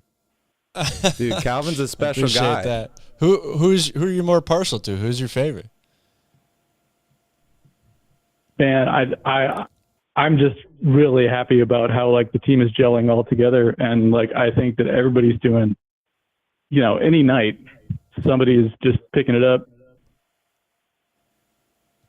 And It feels good, Fox's field goal percentage has been amazing. Like I was looking up those stats, and I've probably mentioned this, but if you guys want to take a guess as to who the only person I saw in the top like 50 scorers who had a higher field goal percentage than him. Top 50 scores. Embiid? Curry. Oh, Curry? Jokic. Oh, Jokic. Wow, I that knew it makes was going to sense be too. a center. Yeah. I knew it. They get too many good looks at the basket. That's awesome, man. We're all happy the Kings are winning games here. What for you has been the biggest difference, obviously besides the wins, but what's been the biggest difference for you this year in this Kings team? I think they completely revamped the whole team and the coach and everything, and it's completely different. And I'm patient enough to just kind of wait as it kind of collects itself. We struggled early. Anyway, I'll be in Sacramento leaving tomorrow, but I doubt we'll cross paths. But anyway, good to talk. Yeah, and unfortunately, we're a few thousand miles away. I wish I could make it back. Normally, I'm there for, Thanksgiving, and I go to the game before, but I'm working the basketball tournament here next week in Maui, so I'm not going to make it, but, we'd love to meet up with you next time for sure. I'm sure one of these times we'll both be in Sacramento at the same time. Yeah, we're playing a fun little game here. Yep. All right, well, thanks for calling in, Matthew. We appreciate it, man. You enjoy the rest of your night. Yeah, trying Thank to you, add you Matthew. guys some content wherever can. We appreciate you, Appreciate man. the support, man. Thank you. Have All a right, good guys. night. See you later. Dude, I totally fucked that up, dude. I had that video going on Twitter. You hyped it up, dude. That was Of great. all those people that was amazing. chanting beam team. And then I fooled myself. I'm like, oh, beam team. This guy's having a great time. Dude, failure. Oh, Barry, Anyways. flash the number again. Charles missed the call-in number. I promise, guys, I will be better in the future. I'm still learning here. We got another caller coming in. This Thanks time for being from a a 209 good sport, area code. Matthew. Stockton, is this maybe Gothen? Joe's Bar.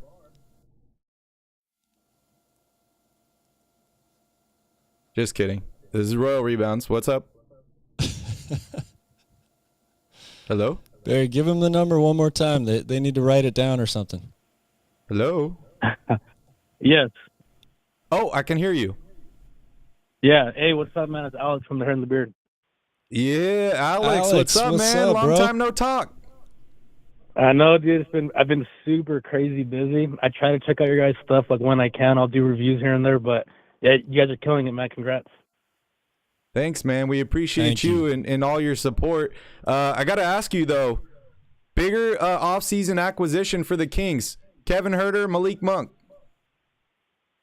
Oh my God, dude, that one is such a hard question. I saw Calvin struggling answering that too. I will say, I will say though, from just a basketball perspective, I'd lean Herder just because he's killing it with that 3-pointer, and like, yeah, he complements Fox just perfectly. But now this is where I'm playing, devil's advocate, going both sides. Herder from a culture, not Herder, Monk from a culture perspective he's changed everything, dude. I saw my dad wearing a Band-Aid. I was like, what the hell?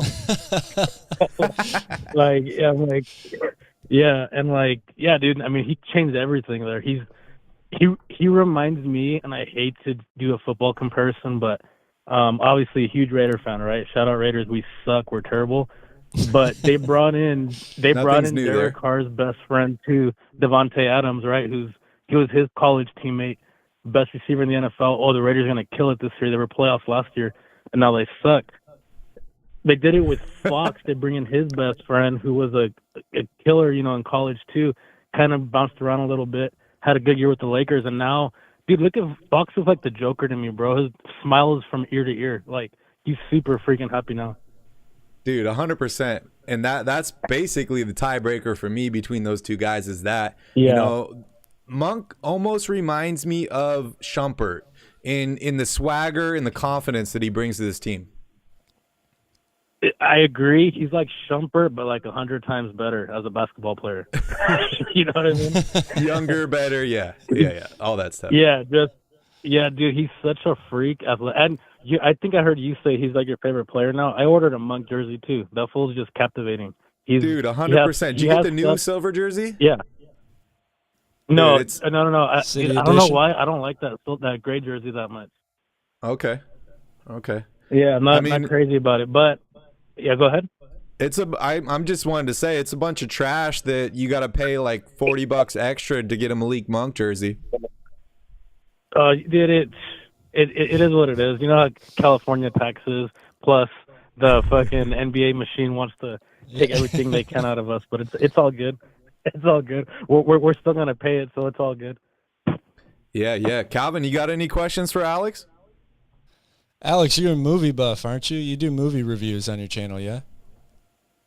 I do. I did a lot. Well, I do a lot during the summer because, I'll just say it. So I teach, so I have a lot of free time during the summer. But these times during the school sessions, I get super busy. I teach college at night also, so it's real tough for me to continue everything. You know what I mean? Even with the Kings games, I'm always watching them. I watch the first half on my phone, second half when I get home from the night class. But yes, I do try to keep up with movies as much as I can, but not during the summer when I'm free and shit. Okay. Don't say it, Calvin. Are you gonna see the? What's that? Don't even say it. Say what? I don't ask him about my movie. Have you seen Paradise City? You know what? I haven't, but I did hear that Barry's he's in a cameo, right? Oh yes, big time cameo. I wouldn't call it a cameo. Calvin's talking smack, dude, because I'm in the background. I'm blurry and I got long hair and I'm just drinking champagne. Dude, that's fucking awesome. It was just really funny, I was man, in a blurry cameo. we were talking about Barry in this movie for a long time. We weren't even sure if the movie was going to come out. And then we're watching the movie, and all of a sudden Barry's like, "Oh, there I am." And what are you talking about, man? And then I was gone. Where are you? Where are you? So if you watch the movie, I want you to tell me if you can see Barry. No, I will. Is it on streaming or anything, or when did it come out? It came out on Friday, I think, and you can watch it on Amazon Prime. Oh, there you go. Yeah, you know what, dude? I'm gonna check that out this weekend. Might as well. Hell yeah, do it. What's your favorite movie? You got a favorite? Oh, damn, dude, you're opening up. Like, I don't know. Do we have enough time for this, or? Make it a quick one. No. I would probably say, you know what? This is controversial too, but I really, really enjoy the movie Signs. Oh, I like Signs? that movie. Yes, yes, because I mean it's older, but I don't know if you guys remember when the alien comes out, they do like a quick little flash when they're in Mexico. It's like a 1 second flash. Oh, were you in the background? No. No. But that little 1 second flash, I remember watching it as a kid. I was creeped out. I was like, oh damn. And because now when you see aliens in movies, it looks kind of too CGI, too fake.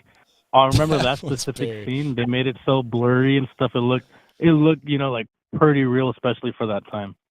Oh yeah, 100%. Dennis says that scene scared the crap out of him.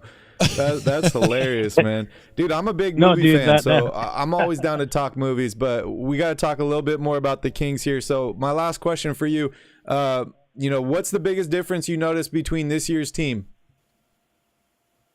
Oh, dude, they're having fun. Dude, like literally, they're smiling. Everybody's smiling. Like, everybody's high fiving each other. I don't know if you guys heard Davion.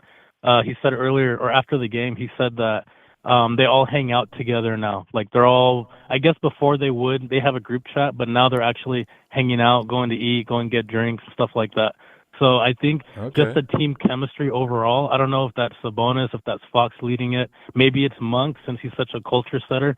Like I said, my fucking dad's wearing Band-Aids and shit now. It's freaking crazy. I think it's just the culture that's changed. They're having so much fun together. And then as fans, we just love to see that. Because let's be real, our team has sucked for so long. Most of us that are millennials, we briefly remember when they were decent back in the early 2000s. But, I mean, dude, we've sucked forever since I was in high school, middle school. So just to see them having fun, getting a little 5-win streak, it's awesome. But again, the road trip coming up looks very tough, and that's the only thing that's holding me back from being super ecstatic. I mean, the start of the schedule was pretty tough, right? And they still got some wins. We've been talking about on the channel here, like, if you want to be a good team, you got to beat good teams. So, it's more challenges ahead, but I love what I've seen out of this Kings team. And I thought that was a great answer. They've been having fun. It's good to hear they're hanging out. Probably not the best if there's a COVID outbreak. But other than that, dude, great for team chemistry. No, for sure, man. Yeah, I know you guys got stuff to do. I'm going to also get my stuff ready for the day tomorrow. But congrats on your guys' success. You guys are killing it. My favorite post-game to watch, of course, when I'm not doing my own. And yeah, dude, just keep killing it. Also, real quick, plug, go check out Official Hair in the Beard Pod on Instagram and the Hair in the Beard Podcast on YouTube. We do wrestling, MMA, Kings, Raiders, all NFL, some NBA, not like basketball at the bar. You guys can handle that part. And yeah, come check it out. And occasional movie reviews. You guys are awesome. You guys are the best. Keep it up. And yeah, this is the Hair out. Thanks, buddy. We appreciate you, and we'd love to have you on the channel again sometime. Maybe we can get together and make something happen. Let's do it, man. Like I said, I told you before. We're gonna go have steak soon. I'm a big steak buff. Yeah. Yes, sir. Sounds good. We'll hold you to that. All right, Alex. All right, later, have guys. a good night, man. Thanks for calling in. Peace. All right. Dude, he seems happy. I like it, dude. I love it. This is much better, Calvin, than having people call in when the Kings suck. Yeah. Yes, it is. You got that right. This is much, much better.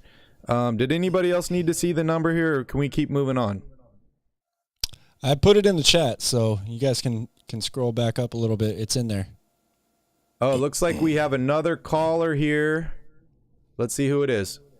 The Kings won, yeah, yeah. Oh, yeah, the Kings won, yeah. The Sacramento Kings, oh, yeah, the Kings won, yeah. Fox is so fast. Sabonis is so strong, yeah. Coach Mike is so smart, yeah. They are the playoff bound, yeah. Dude, I'm going to be pissed if that video makes me like the Island Boys, but I'm starting to like them, Calvin. I don't like to say that. Yeah, no comment on that one. I like that we can use it for the Kings winning. That's as far as I'll go. I've fan never line. been so conflicted about getting likes on this show before because I'm scared to death that eventually we're going to get 250 likes and I'm going to have to redo that video. It's going to happen, man. It's going to happen. 250 likes in one of these lives, and we're going to have to remake that video. I got the fan line number up here again if you guys want to call in, 916-562-1130. That's right, Calvin. We got a 916 number in Hawaii. Love technology. Love it. All right, so let's while we're waiting, let's jump back in here into the Detroit Pistons game. Calvin, did you give your keys to the game? I did not give my keys to the game. Okay. You ready? Let's hear it. Calvin's keys to the game. Keys to the game are make Marvin Bagley remember that he could have been on a winning team. That's all I got. I mean, look, I could go rough, deep into X's and O's, but this is a mismatch, right? Like this is a mismatch game. The Kings need to play fast. They need to play with pace, move the ball, 25 plus assists, keep the turnovers down, keep shooting hot. And they need to be able to corral Cade Cunningham, right? Like they're going to have to play the same sort of defense on him that they did on Steph Curry, trying to force the ball out of his hands, try to get him to make some mistakes. Cade is playing really, really well this year, and the Pistons don't have much else. So they've got some nice players, don't get me wrong, but this is a game that the Kings need to win. It's a game they need to exert their dominance on. This is no more of, finally we got a break in the schedule. No, that's not how we need to look at this game. This is a game that the Kings can't overlook because they're worried about going on that road trip, right? They need to finish off this homestand strong. Kyle, we got an international number calling in here. Oh, I missed it. Whoever that was, call in again. I'll accept the charges. Sorry, I didn't want to interrupt you.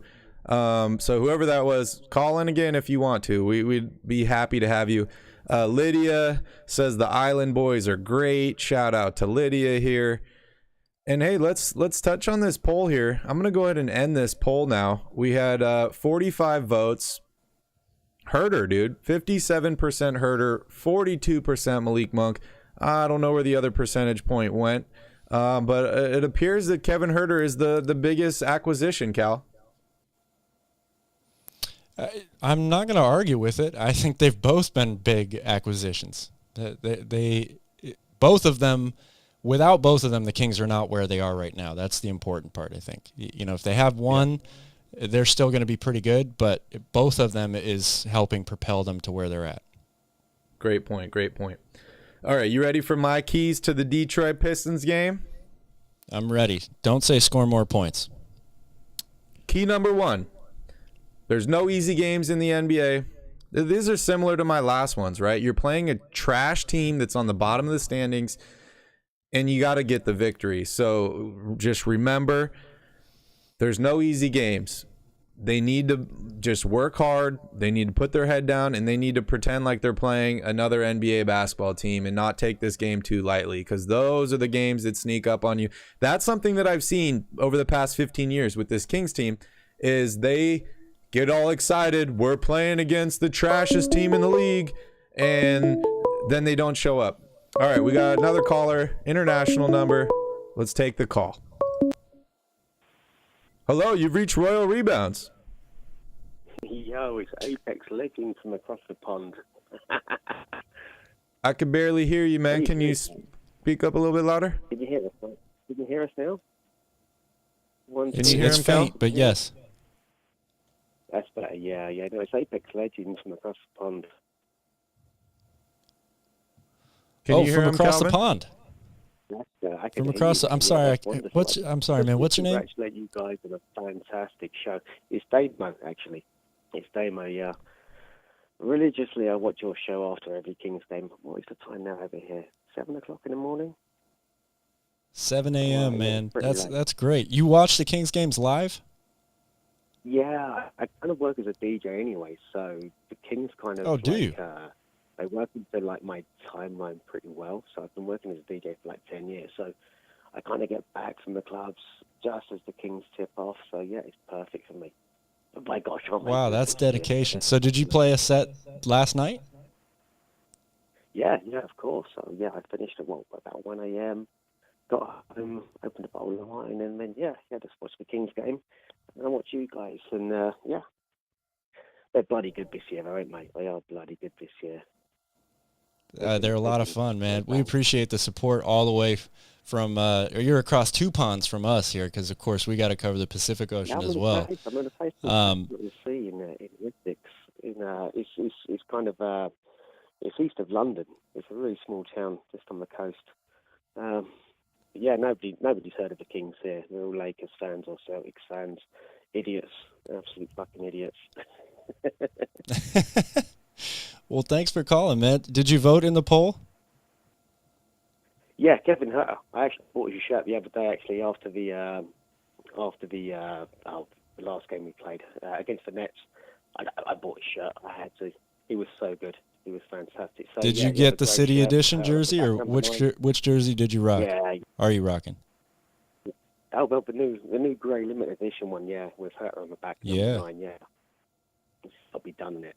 That's awesome, man. Congratulations. So I got to ask you, man, how did you become a Kings fan all the way in England? Well, my battery's nearly dead, so if I cut off, that's why. Well, originally, obviously doing the DJing side of things and working, obviously late hours, I wanted to get into a sport, so I thought, okay, I'm going to get into basketball. So I picked the Celtics originally to support, and the Celtics were playing the Kings. And Boogie was playing for the Kings in that game, and I kind of fell in love with Boogie, just his passion and everything like that. And then from that day onwards, I was just a Kings fan. I quite like the underdog. Oh, I think we lost him. But that was great, man. Thanks again, Apex, for calling in. We really appreciate that. That's dedication, you guys.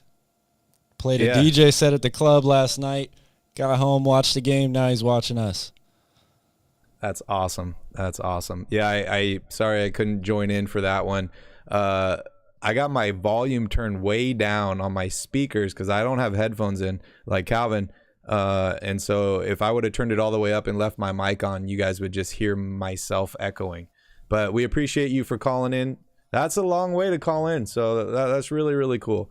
Appreciate your support, Apex. And feel free to call in anytime. Calvin and I are working on trying to figure out how to do a Twitter Spaces as well. So it'll make it a little bit easier for you guys. But we appreciate you all. And yeah, if anybody else wants to call in, go ahead and go for it. Back to my keys to the game. I said, number one, every game is hard. There's no easy games in the NBA. You got to be ready. You got to be prepared. You got to play every game like it really, really matters. And hey, I'm getting interrupted again here. So Calvin, I'm gonna let you answer this one, Cal. Okay. Hello, thank you for calling the Royal Rebounds hotline. Who is this? What's happening? This is Charles. I don't got a lot to say. I just good, really man. enjoy your show. So that's good. And if you play Island Boys too many more times, I'm gonna come to Hawaii and wipe your hard drive. But I really enjoy your show. I'm with you Appreciate there, it. Charles. I'm with you. Barry's got the controls of that button, so you got to yell at him. Hey, come on, you're gonna rap me out, about that Island Boys thing. Charles. Thank you for calling in, man. We appreciate you. That's really, really cool. Honestly, I don't mean to play the video so much, but a lot of people like it. And honestly, we've been winning basketball games. I wouldn't call myself a superstitious person. I'm probably a little stitious, but it seems to be working. That's a good point. I didn't think about that. No, it's like the Band-Aid. Yeah, It's like the Band-Aid. exactly. Yeah, good point. Good point. It's like, are you wearing a Band-Aid right now? Yeah,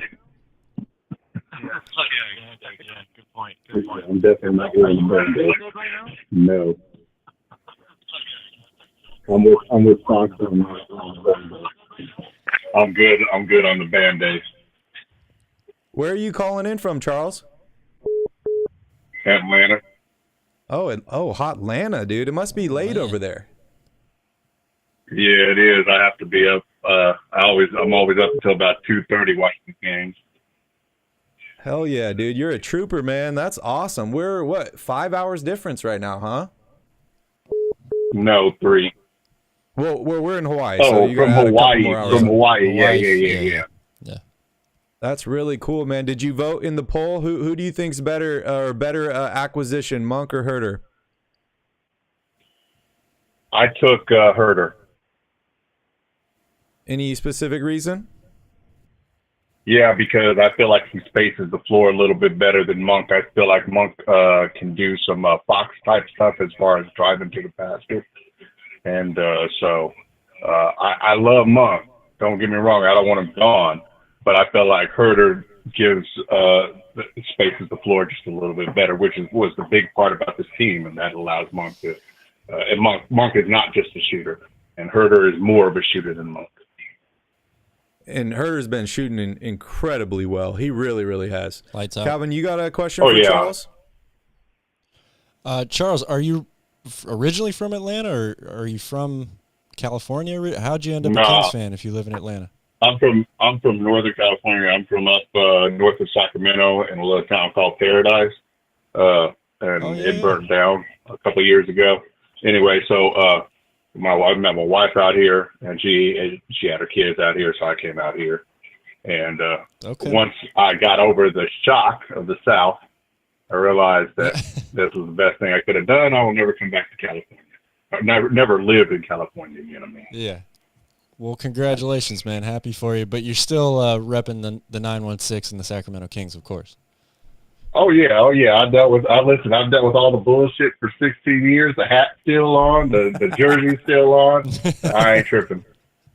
And he's still on West Coast time, Calvin, so he's repping more than just the Kings. That's true. Anyway, y'all have a good night. Thank you for appreciate calling the call, in, man. Charles. Thank you. We really appreciate you, and you know, we enjoy having you on every stream. So thank you so much. For sure, I appreciate y'all's stream. All right, y'all have a good night, man. All right, next victim. We got the call line open. It's still early here, Calvin. It's only 9 o'clock. I only got one beer left, and dude, I gotta work early tomorrow, but it's okay. We're here. We're having fun. We're talking I thought you were about the calling in Kings. sick again. And yeah, I want to call in sick, but I still haven't given you guys my other 2 keys to, you know, beating the Pistons. Are you ready for them? We're ready. We want them, Barry. Come on. Did I tell you what my first key was? So my first key is you got to take the game seriously. You got that? Are you talking to me or everybody else? I'm not sure. Oh, I'm talking to you. Oh, okay. Yeah, I got it. Take the game seriously. Key number 2. Hold on. You got Let to me take score some more notes. points than the other team. And then my third key to the game is prepare yourself for the road trip. This is the last game at home. Things are getting a little bit tougher. Don't overexert yourself. Yes, we want to get a victory here, but I hope that Mike Brown goes a little bit deeper into the bench than normal, especially if the Kings are up. So, you know, if I'm the Kings, I'm trying to get up early in this game so that I can get some rest and not overexert everybody, because we got a really, really tough road trip coming up. All right, looks like we got another caller here. Phone lines are buzzing. I'm going to let you swarm answer of this one bees, too, PK. Cal. Thank you for calling the Royal Rebounds hotline. Who is this? I'm just an island boy, yeah. Sounds like We it's got the an Island Boys. Hey, it's PK. PK, what's good, man? What's going on, guys? I just want to say, hey, thanks for having this channel around for us to enjoy the season and have a place for us to go and kind of have fun, you know, and congregate to appreciate everything that's going on. You guys are doing a great job. Thanks, Thank you, PK. thank you. We appreciate you, man. You know, it's a lot easier to do these streams when they win some basketball games. I got to tell you that. Yeah, well, also Calvin stole my beehive, and the King's bees. He said, I love it, man. I'm like, going to trademark it and put it on a shirt. I'll send you the first copy, okay? yeah, I'm excited. Charles and me are going to the same game. We're going to the Atlanta Sacramento game here in Atlanta when Kings show up. Dude, make sure you take some pictures and tag us on Twitter or Instagram or something, okay? Send us the beam.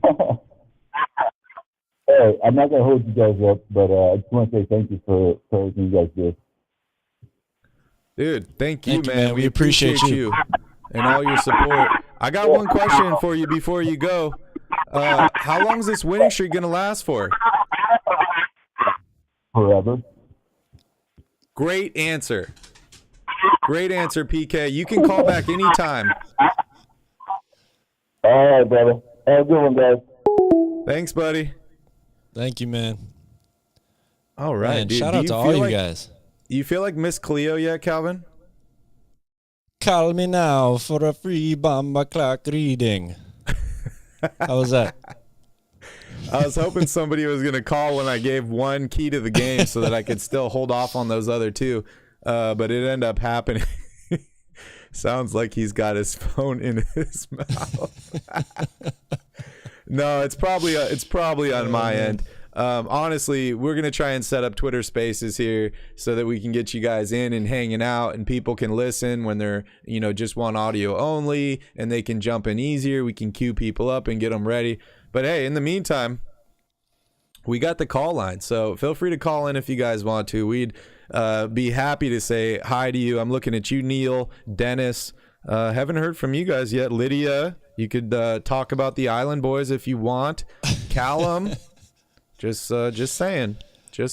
No, can I just say really fast though that this is really cool.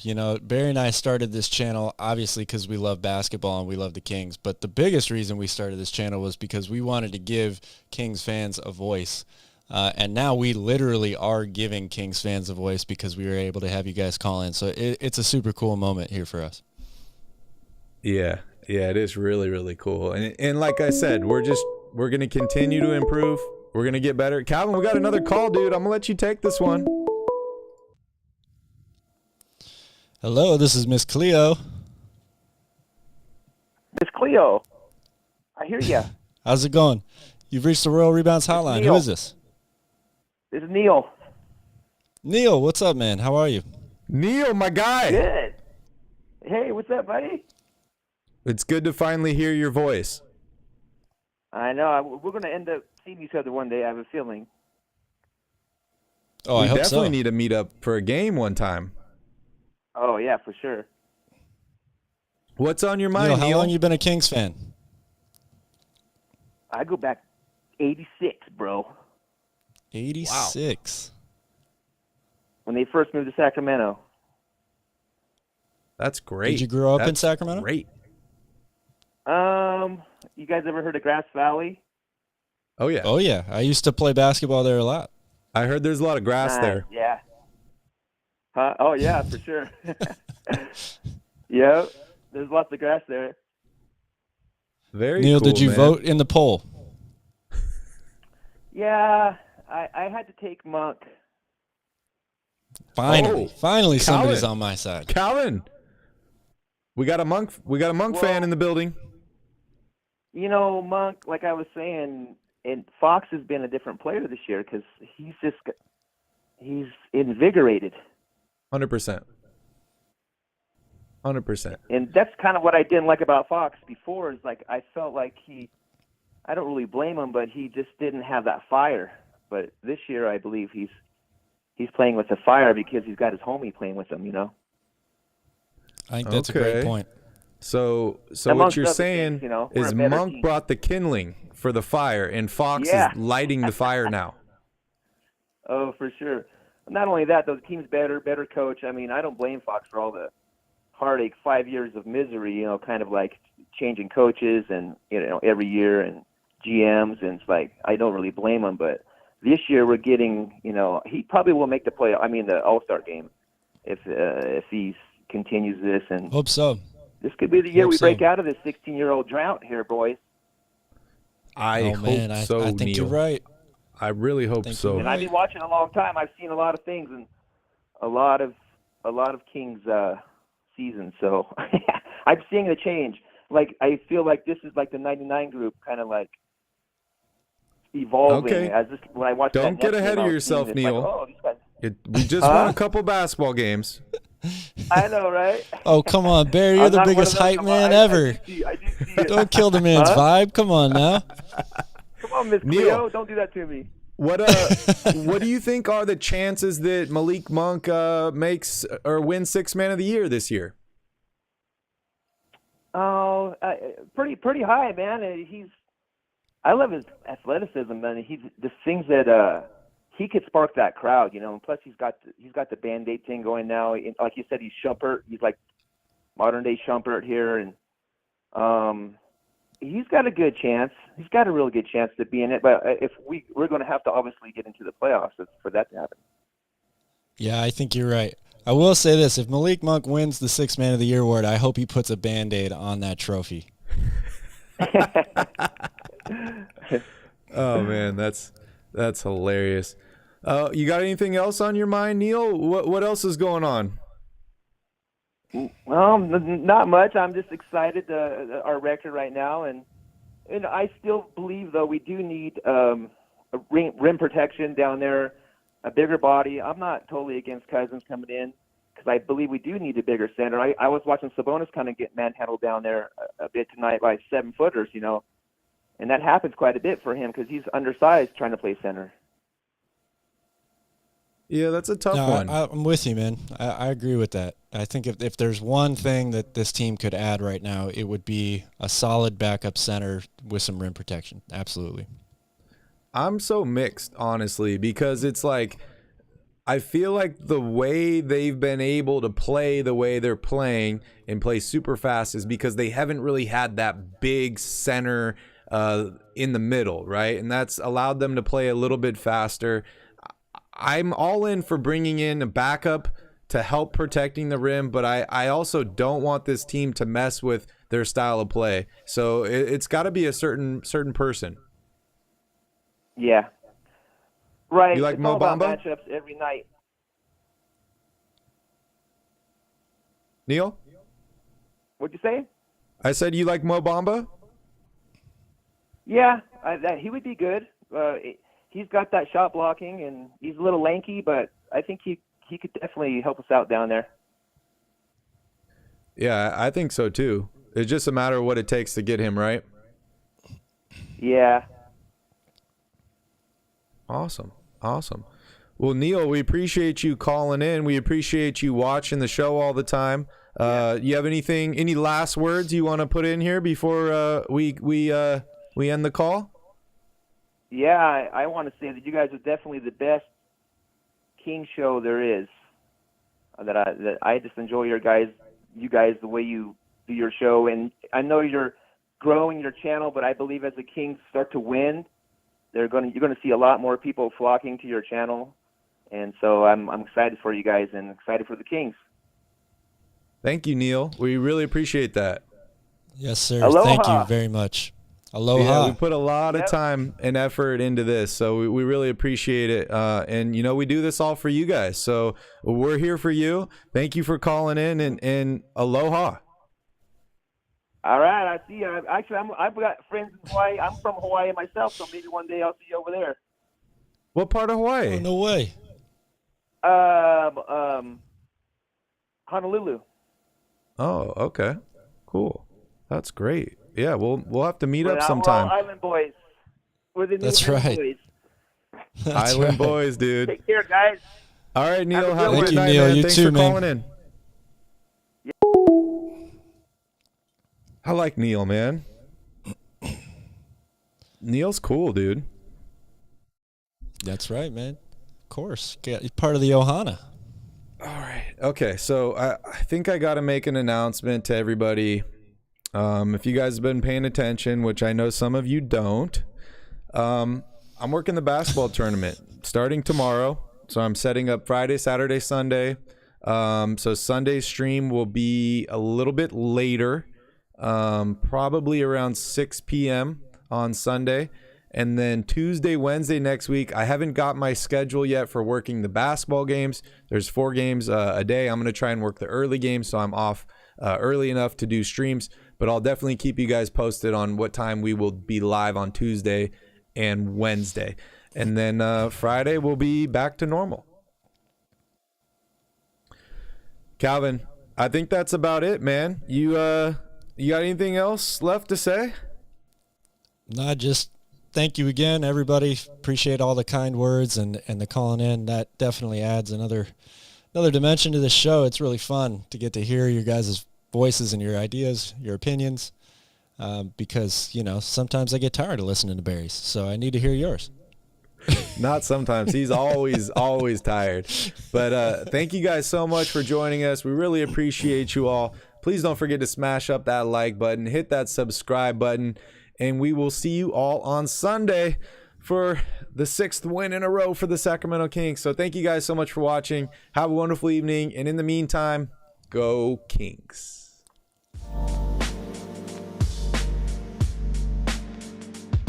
Cheers!